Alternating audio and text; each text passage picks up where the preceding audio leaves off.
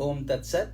My humble prostrations to the all-pervading Brahman, to my worshipful Guruji, Swami Jyotirmayananda Ji Maharaj, to all the sages and saints of this world, and to each of you divine soul watching today's satsang.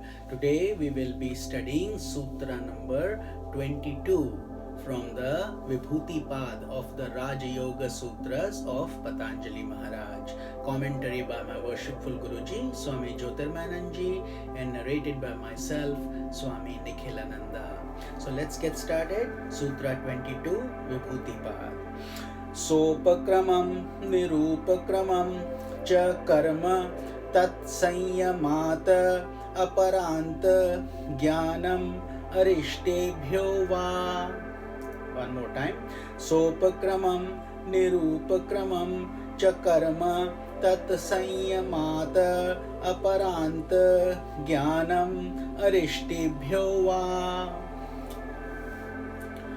By performing samyama on actions that are quick in fructifications and actions that are slow in fructification, a yogi determines the time of his death, or does so by studying the portents.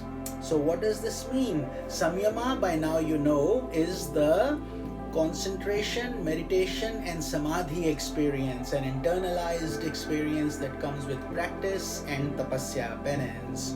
So prarabdha karma is the karma responsible for one's present embodiment.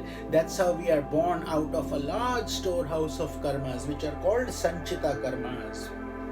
A certain portion activates for our present life, and that is called the prarabdha. So the karma that is quick in fructification out of the prarabdha karmas, which means our current life, and through the tapas and penance, the yogis are able to focus and look at their prarabdha karmas to see which ones are slowly working and which ones are rapidly working. And once they perform samyama, which means concentration, meditation, samadhi, they can see all these thought processes and actions through their intense penance. So from that, they are able to determine their exact time of death. And if once they are ready and once they want to, all they do, why should you know that? Why should you know when you're going to die? Because this death is really an illusion. Many people are scared of it, but yogis are not. And when they are ready for it, they just want to commune with Brahman or God. And in that process, when they know what that exact time is, they are able to close their eyes, focus on their Agya Chakra or the Sahasrara Chakra, and therefore depart. They consider this physical body as a mortal shell. So they are not too attached to it like normal human beings and people who are in the materialistic world are. So they are at a very advanced stage. So that is advanced yogis, this kind of thought of knowing exact time of death. And there are plenty of examples in Sanatana Dharma where people had this, it's called Ichha Mrityu. One is dying at their will, and the other one, even if not by will, knowing exactly when you're going to depart.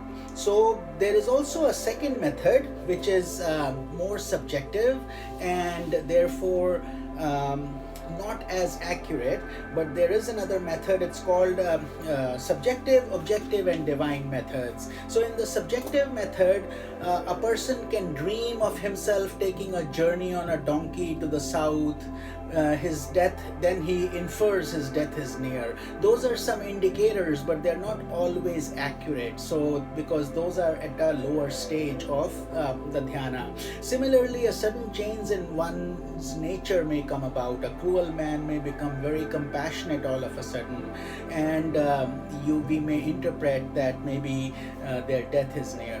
But the objective way is certain external events reflect the future of a man.